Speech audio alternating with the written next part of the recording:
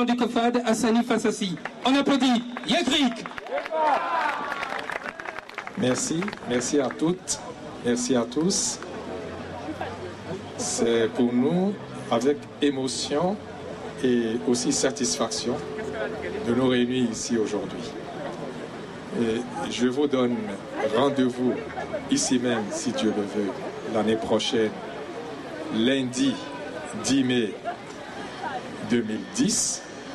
J'espère pouvoir vous dire qu'on a gagné le combat que nous enclenchons dès demain, lundi 11 mai 2009. Vous savez, l'histoire qui nous lie aux puissances déportatrices, les puissances qui ont déporté les Africains sur plus de 4 siècles, c'est une histoire longue qu'il faut aborder avec sérénité et surtout avec savoir, avec connaissance.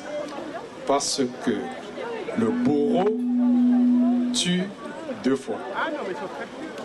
La deuxième fois, le bourreau orchestre le silence, l'ignorance, voire même la peur, pour qu'on n'en parle jamais. Mais l'histoire de l'Afrique est si profonde.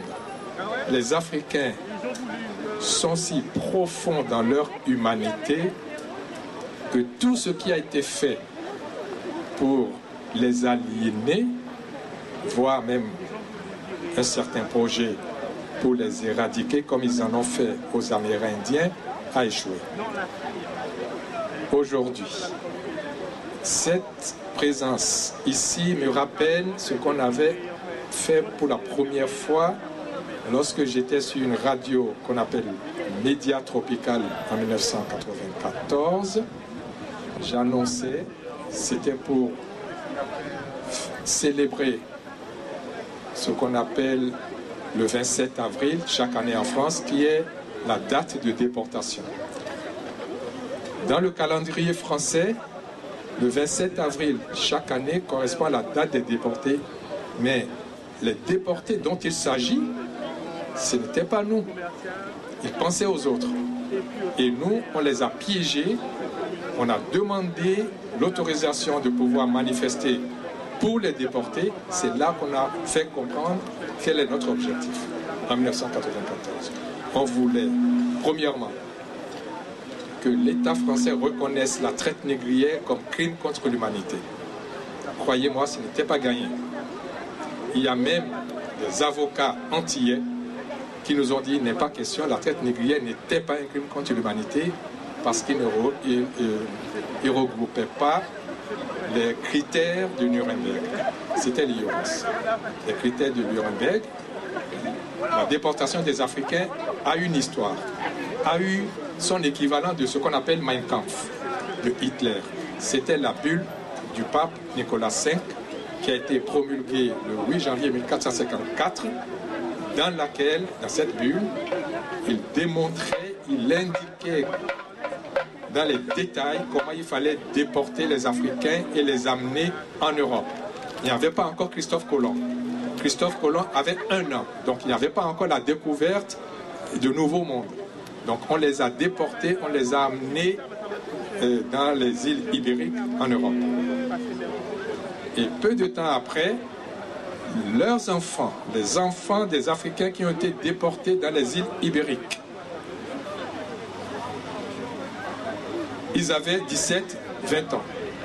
On leur a dit, vous êtes ici, vos parents sont ici à El Gave, au Portugal, dans les îles ibériques, parce que les vôtres les ont livrés.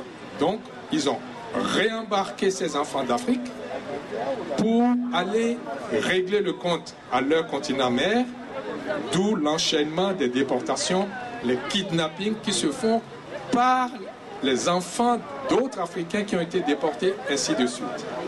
On connaît la suite. Nous, ce qui nous intéresse aujourd'hui, c'est que vous ayez confiance.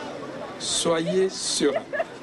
De la même façon que nous avions demandé que nous avions annoncé en 1994 que la France doit reconnaître la traite négrière comme crime contre l'humanité et que les gens ne comprenaient pas à l'époque, de la même façon, nous allons faire un pas supplémentaire dans notre revendication que je qualifierais de légitime, de légal et de républicain.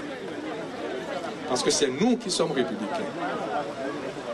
Ceux qui ont pondu le code noir, c'est eux qui ont bafoué les principes de la République. Ceux qui aujourd'hui en France ignorent ou humilient les Africains de par cette histoire qu'on connaît, la traite négrière transatlantique, c'est eux qui bafouent les règles de la République. Nous, nos revendications, ce n'est un secret pour personne maintenant. Avant de venir ici aujourd'hui, j'ai adressé cette revendication au Premier ministre, une copie au président de la République. Ils savent très bien de quoi il s'agit. Ils ne sont pas d'accord. C'est leur affaire parce que c'est notre histoire. Alors, il s'agit de deux revendications. Vous savez, nous sommes dans la situation qui est la nôtre à travers les mots M-O-T-S. Si le mot est biaisé, tout ce que vous faites à travers ces mots sont biaisés. C'est impensable que les Africains et les descendants d'Africains qui sont dans les Antilles notamment puissent espérer que ceux qui ont déporté leurs ancêtres d'Afrique vont écrire l'histoire et que ces Africains déportés vont croire à cette histoire. C'est impensable. C'est pourquoi nous partons par un principe. Nous rejetons d'emblée tout ce qui est écrit par eux. Il se peut que ce qui a été écrit par eux, il y a des vrais, mais par principe d'approche, on le rejette. Et on ne peut pas me faire ce procès parce que j'ai fait un livre et la deuxième partie de ce livre remercie les Blancs qui ont sacrifié leurs biens et leur vie pour défendre la cause juste des Africains au moment où d'autres Africains trahissaient cette même cause. Donc la question n'est pas dirigée contre les Blancs. La question, c'est notre revendication face aux actes posés. Les gens ne comprennent pas. On me dit, comment peut-on obtenir réparation? J'ai écrit une lettre au Premier ministre de 7 pages. J'ai identifié page par page dans les minus détails comment nous devrons obtenir réparation, comment la France doit payer. Donc soyez rassurés, les gens qui disent c'est irréparable, on ne peut pas avoir, on peut avoir. Parce qu'il y a deux types de réparation. En tout cas, il y a deux types de crimes que l'Occident en général ont commis contre l'Afrique. Il y a le crime de sang, les déportations massives, les gens qui sont morts dans les cales, et même en Afrique même, parce que les gens ne comptent pas ça. Il y a ce crime que nous n'abordons pas pour le moment. Nous avons des chiffres qui nous permettent de donner approximativement l'effectif des Africains qui ont été déportés et ceux qui ont péri. On abordera cette réparation ultérieurement. La réparation dont il est question et dont